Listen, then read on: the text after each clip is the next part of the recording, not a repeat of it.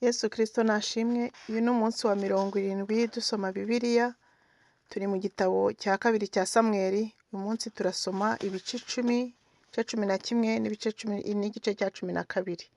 Imana yo mu ijuru ibahe umugisha. Reka dusome mu izina rya Yesu. Titire yaho iravuga ngo Dawidi anesha Abasiriya. Hanyuma y'ibyo umwami w'Abamoni aratanga, maze umuhungu we Hanuni yima ingoma ye. Dawidi abyumvise aravuga ati, nzagirira neza Hanuni mwene Nahashi nk'uko se yangiriye neza. Nuko Dawidi yohereza abagaragu kumumara umubabaro wa se. Bukeye abagaragu ba Dawidi bajya mu gihugu cy'Abamoni. Ariko abatware b'Abamoni babwira umwami wabo Hanuni bati, mbese ye ugira ngo Dawidi yubashye so byatuma koherereza abo kukumara umubabaro? Ntuzi ko Dawidi yakoherereje abagaragu be kwitegereza umudugudu no kuwutata, ngo azabone uburyo bwo kuzawurimbura. Nuko Hanuni afata abo bagaragu ba Dawidi abaharaturaho igice cy'ubwanwa, akeba imyenda yabo hagati ku kibuno, aherako arabohereza. Babibwiye Dawidi, yohereza abo kubasanganira, kuko bari bakozwe n'isoni cyane. Umwami abatumaho ati, nimugume i Yeriko kugeza aho muzamarira kumera ubwanwa, muzabone kuza. Abamoni babonye ko bazinuye Dawidi, batuma ku Basiriya b'i Beti-Rehobu n'ab'i Soba, barabagurira ngo babahe ingabo zigenza inzovu ebyiri. Umwami w'i Maka nawe azane abantu 1000, kandi n'ab'i Tobu inzovu imwe n'ibihumbi 200. Dawidi abyumvise agaba Yowabu n'ingabo z'intwari zose. Bukeye Abamoni barasohoka birema inteko ku karubanda ku irembo, kandi Abasiriya b'i Soba n'ab'i Rehobu n'abantu b'i Tobu n'Abamaka bari ukwabo ku gasozi. Maze Yowabu abonye ko ingamba zimuremeye imbere n'inyuma, atoranya abantu b'intore b'Abisiraheli bose, abarema inteko bahangana n'Abasiriya. Abandi bantu bose abaha murumuna we Abishayi ngo abe umugaba wabo, abarema inteko bahangana n'Abamoni. Aravuga ati, Abasiriya nibaramuka bandushije amaboko, uze kumvuna, kandi nawe Abamoni nibaramuka bakurushije amaboko, nanjye ndi bukuvune. Nuko komera turwane kigabo, turwanire ubwoko bwacu n'imidugudu y'Imana yacu, kandi Uwiteka abigenza uko ashaka. Yowabu nabo bari kumwe begera Abasiriya ngo barwane, maze baramuhunga. Abamoni babonye Abasiriya bahunze, nabo bahunga Abishayi, biroha mu mudugudu. Yowabu aherako areka Abamoni asubira i Yerusalemu. Bukeye Abasiriya babonye ko baneshejwe n'Abisiraheli, bateranya ingabo zabo. Maze Hadarezeri atumira Abasiriya bo hakurya y'uruzi baza i Helamu, bazanye na Shobaki umugaba w'ingabo za Hadarezeri, ari we mugaba wabo. Dawidi abimenye nawe ateranya Abisiraheli bose, bambuka Yorodani bajya i Helamu. Maze Abasiriya birema inteko bahangana na Dawidi, barwana nawe. Abasiriya bahunga Abisiraheli. Dawidi yica mu Basiriya abantu barwaniraga ku magare, umubare wayo yari 700, n'abagendera ku mafarashi inzovu 4, kandi basogota Shobaki umugaba w'ingabo zabo bamutsindaho. Nuko abami bose batwaraga na Hadarezeri babonye ko baneshejwe n'Abisiraheli, barabayoboka barabakorera. Nuko Abasiriya batinya kongera kuvuna Abamoni ukundi. Icyaha cya Dawidi. Icyo ni igice cya 11. Nuko umwaka utashye, mu gihe abami batabariraga, Dawidi atuma Yowabu n'abagaragu be n'Abisiraheli bose, barimbura Abamoni kandi bagota i Raba. Ariko Dawidi we yisigariye i Yerusalemu. Bukeye nimugoroba, Dawidi yibambuye ku gisasiro cye, aza agendagenda hejuru y'inzu y'umwami. Maze ahagaze hejuru aho, abona umugore wiyuhagira, yari umugore mwiza w'ikibengukiro. Dawidi amubonye atuma kubaririza uwo mugore uwo ari we. Maze umuntu aramubwira ati, si Batisheba mwene Eliyamu umugore wa Uriya w'umuheti. Nuko Dawidi yohereza intumwa ziramuzana ava iwe, bararyamana, kuko yari yitunganije akiza imyanda. Maze asubira iwe, bukeye arasama, atuma kuri Dawidi ati ndatwite. Hanyuma Dawidi atuma kuri Yowabu ati nyoherereza Uriya w'umuheti. Nuko Yowabu yohereza Uriya kuri Dawidi. Uriya ageze kwa Dawidi, Dawidi amubaza uko Yowabu n'ingabo bameze, amubaza n'amakuru yo mu ntambara. Maze Dawidi aramubwira ati manuka ujye iwawe woge ibirenge. Nuko Uriya ava ibwami, maze bamukurikiza igaburo rivuye ku mwami.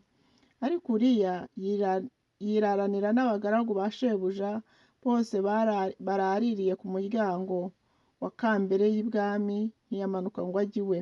Babwiye Dawidi ko Uriya atagiye iwe, Dawidi niko kubaza Uriya ati mbese ntuvuye ku rugendo? Ni iki cyakubujije kujya iwawe?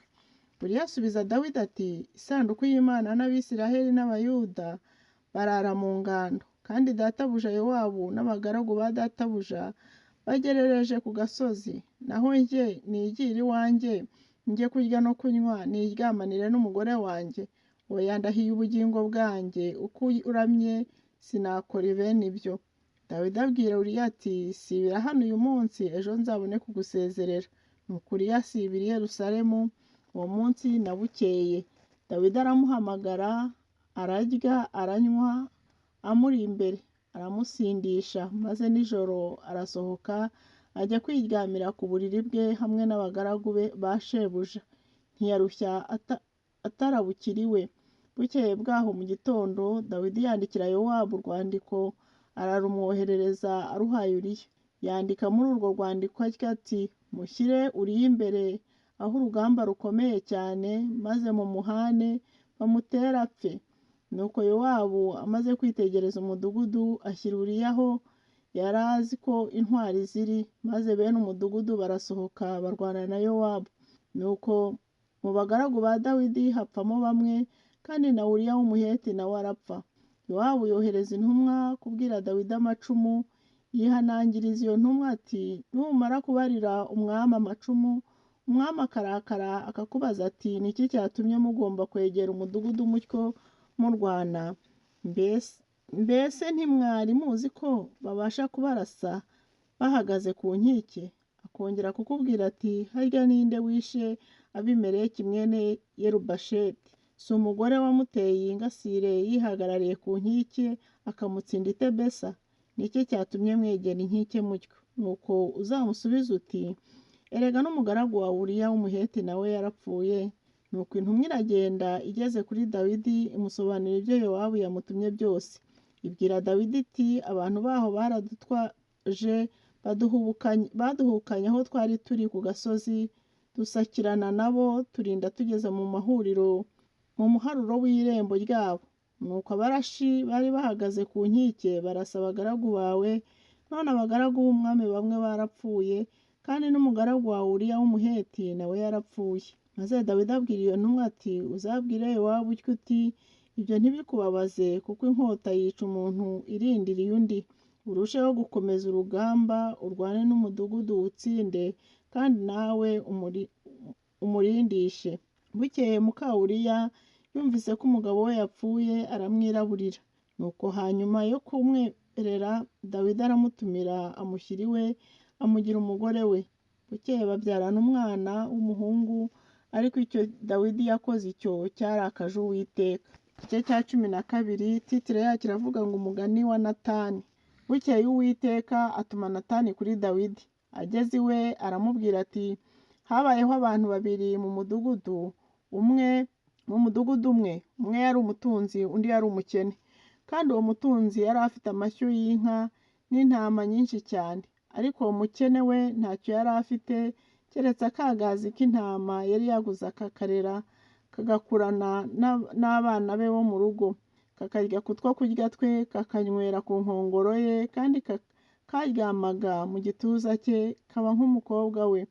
Bukeye haza umugenzi wa wa mutunzi, umubi ni uwenda ku nka ze cyangwa mu ntama ze ngo azimanire uwo mushyitsi wamugendereye, ahubwo ajya kwenda wa mwagazi w'intama wa wa mukene awuzimanira umushyitsi we. Maze Dawidi aherako arakarira uwo mugabo cyane, niko kubwira Natani ati ndahiye Uwiteka uhoraho, umuntu wakoze bene ibyo akwiriye gupfa, kandi azarihe umwana w'intama 4, kuko yakoze ibimeze bityo kandi kuko atagize impuhwe. Nuko Natani abwira Dawidi ati erega uwo mugabo ni wowe. Uku ni ko Uwiteka Imana ya Isiraheli ivuze itya iti nakwimikishije amavuta ngo ube umwami wa Isiraheli, ngukize amaboko ya Sawuli, nguha inzu ya shobuja, nguha n'abagore be baragusegura, kandi nkugabira umuryango wa Isiraheli n'uwa Yuda, kandi iyo biba byarabaye bike mba narakongereye ibindi. Ni iki cyatumye usuzugura ijambo ry'Uwiteka ngahangara gukora ibyangwa nawe, wicishije Uriya w'Umuheti inkota kandi ugacyura umugore we umugira uwawe, kandi Uriya umwicisha inkota y'Abamoni. Nuko rero inkota ntabwo izava mu rugo rwawe iteka ryose, kuko wansuzuguye ugacyura umugore wa Uriya w'Umuheti ukamugira uwawe. Nuko Uwiteka avuze atya ati umva, nzaguhagurukiriza ibyago bivuye mu rugo rwawe, kandi nzatwara abagore bawe ureba mbahe umuturanyi wawe, aryamanire nabo ku itangaza ry'izuba. Wowe wabikoreye mu rwihisho, ariko njye nzabikorera imbere y'Abisiraheli bose ku mugaragaro izuba riva. Nuko Dawidi abwira Natani ati nacumuye ku Uwiteka. Natani abwira Dawidi ati nuko rero Uwiteka yagukuyeho icyaha cyawe, nturi bupfe. Ariko kuko wahaye abanzi b'Uwiteka urwitwazo runini rwo kumutuka kubw'icyo wakoze icyo, umwana uzavuka ntazabura gupfa. Natani aherako asubira iwe. Dawidi asabira umwana ntibyamubuza gupfa. Hanyuma Uwiteka atera umwana muka Uriya yabyaranye na Dawidi araremba cyane.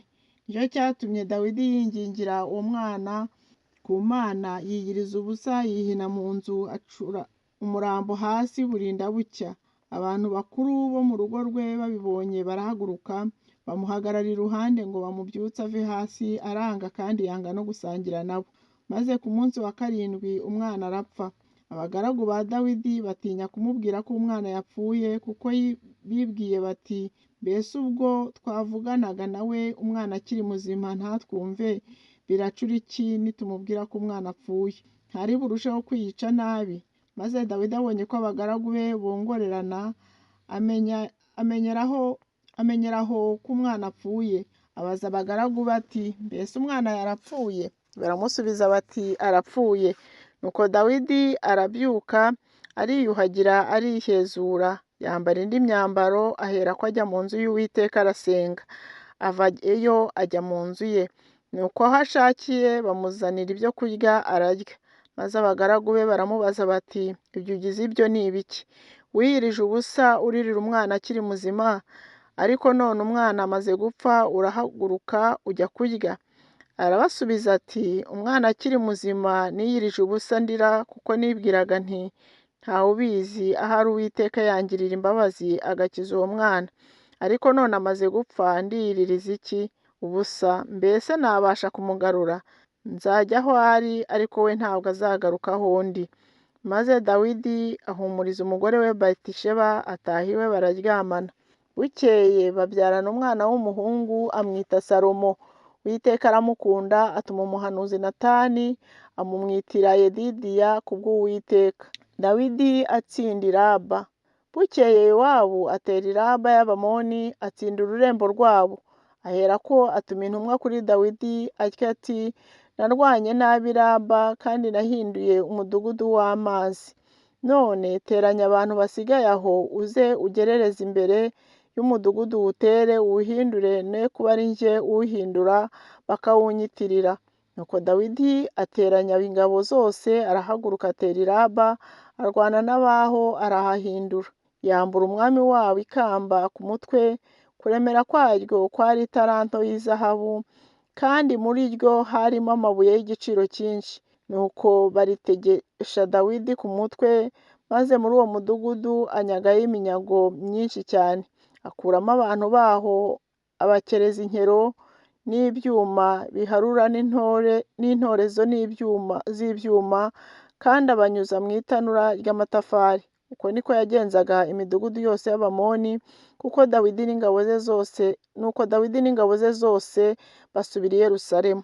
Imana rero ibahe umugisha, tuzakomeza ejo n'umunsi wa 71. Mugire umunsi mwiza.